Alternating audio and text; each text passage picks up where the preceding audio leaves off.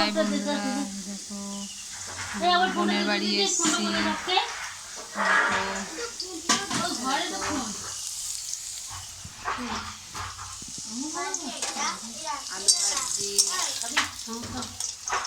আলু ভাজি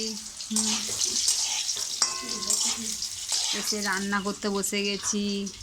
আমার বোন করতে চাইছিল, আমি বললাম না করতে হবে না, আমিই করছি।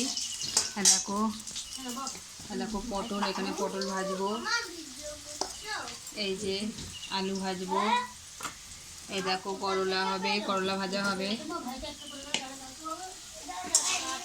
তারপরে দেখো এখানে পেঁয়াজ কুটা আছে, মাংসের ঝোল করব, টমেটো মাছের চাটনি হবে। দেখো আবার এই দেখো শাক আসছে, শাক কত কি আমার বোন আইটেম করেছে আমরা আসবো বলে। দেখো শাক ভাজা করবো। কেমন লাগছে বন্ধুরা তোমরা জানাবে।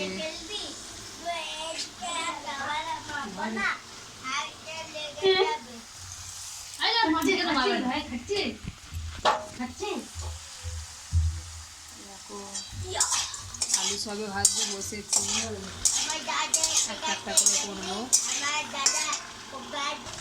এই দেখো আমার ছেলে খেলছে, আমার বোনের ছেলে আঙুর খাচ্ছে বসে বসে। আমি ডোল্লা। তুমি দোল্লা চাপছো? বন্ধুদের একটু টাটা করে দাও তো। টাটি বাই বাই পড়ু। বাজে বাজে বলতে নেই। এই যে আমার ছেলে কি করছে, বাবা তুমি কি করছো? হ্যালো। পাইপ নিয়ে কি করছো? খেলা করছো? আমি নৌকো যাচ্ছি। আমি তো দোল্লা চাপছি আর আমার দাদা বসে আছে। আয় দেখো এ শান্তশিষ্ট হয়ে বসে আছে। তুই কি করছিস বোন?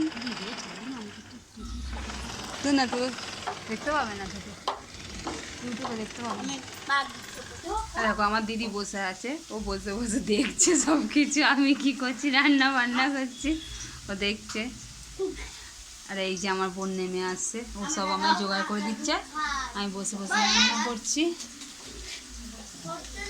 আলু ভাজা হয়ে গেছে, দেখো পটল ভাজছি, দেখো আলু ভাজা, এই যে পটল ভাজছি, এবার পটল ভাজা হচ্ছে। একটা একটা করে তোমাদের করে দেখাবো বন্ধুরা। দেখো করলা ভাজা হয়ে গেছে, এই দেখো এবার শাক ভাজছি, শাকটা ভাজা হচ্ছে। করলাটা পরে ভাজবো, কেন তেঁতোটা পরে ভাজবো, কেন তেঁতো হয়ে যাবে, শাক ভাজাটা তেঁতো লাগবে, খেতে ভালো লাগবে না, সেই জন্য। দেখো শাকটা ভেজে নিচ্ছি।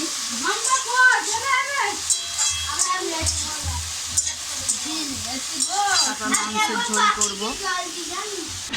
শাক ভাজা হয়ে গেছে,